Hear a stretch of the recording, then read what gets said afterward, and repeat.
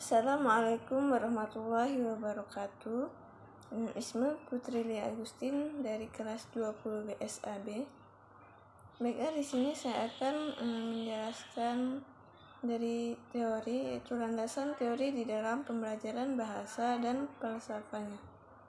Berbicara tentang pembelajaran bahasa, baik belajar bahasa pertama atau bahasa kedua atau bahasa asing, termasuk di dalamnya bahasa Arab, maka ada grand teori yang menjadi landasan teoritis psikologi di dalam pengembangan pembelajaran bahasa tersebut, yaitu teori psikologi atau ilmu nafs dan ilmu bahasa linguistik atau ilmu lugah. Psikologi menguraikan bagaimana orang belajar sesuatu tentang bahasa, sedangkan linguistik memberikan informasi tentang seluk-beluk bahasa. Istilah bahasa banyak didefinisikan dengan beragam pengertian. Sebagian mengatakan bahwa bahasa adalah perkataan yang diucapkan atau ditulis. Sebagian lainnya mengatakan bahwa bahasa adalah alat komunikasi manusia dengan manusia lainnya.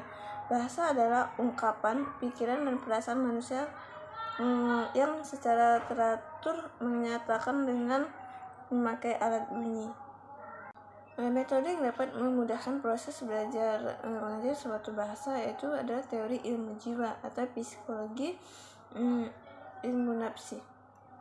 Terdapat dua aliran besar dalam psikologi, yaitu mazhab behaviorisme atau al-sulukiyah dan mazhab kognitif atau al-ma'rifiyah yang membicarakan tentang faktor internal dan faktor eksternal pembelajaran. Mazhab pertama memberikan perhatian lebih besar kepada faktor-faktor eksternal, sedangkan mazhab yang kedua yaitu memfokuskan perhatiannya kepada faktor eksternal. Selanjutnya itu ada teori ilmu bahasa atau linguistik atau dalam bahasanya Arabnya itu ilmu lugah. Perbedaan dan cara atau mengerjakan bahasa dipengaruhi pula oleh perbedaan pandangan terhadap hakikat bahasa dan perbedaan dalam cara menganalisis dan mendeskripsikan bahasa.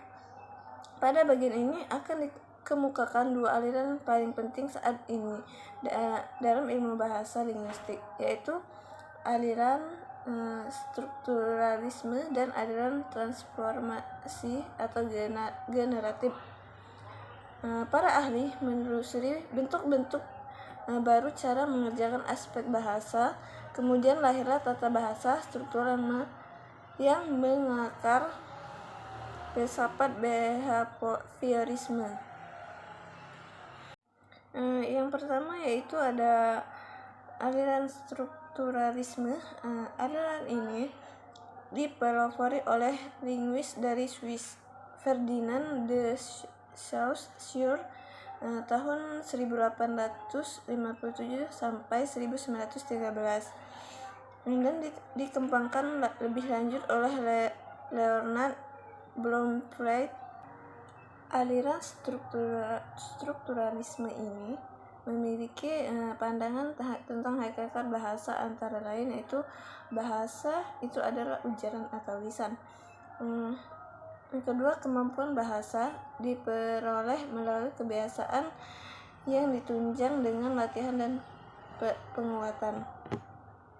Diterik dari fungsinya, bahasa adalah sebagai alat komunikasi dan penghubung dalam pergaulan manusia sehari-hari, baik antara individu dengan individu dengan masyarakat dan masyarakat dengan bangsa tertentu. Filsafat sangat berperan dalam kehidupan manusia, terlebih lagi dalam ilmu pendidikan. Pendidikan yang dimaksud secara tidak langsung kehidupan adalah tentang pembelajaran bahasa dan ilmu linguistik. Dalam aspek filsafat, aspek ontologi yang merupakan aspek pertama adalah mencari jawaban tentang what atau dari pembelajaran bahasa dan ilmu linguistik. Dalam mengajarkan sesuatu bahasa diperlukan di dalam pembelajaran bahasa ilmu kebahasaan, karena ilmu kebahasaan merupakan alat yang diperlukan mendeskripsikan dan menganalisis bahasa. Mungkin ini saja yang bisa saya jelaskan. Jika ada kesalahan saya mohon maaf. Wassalamualaikum warahmatullahi wabarakatuh.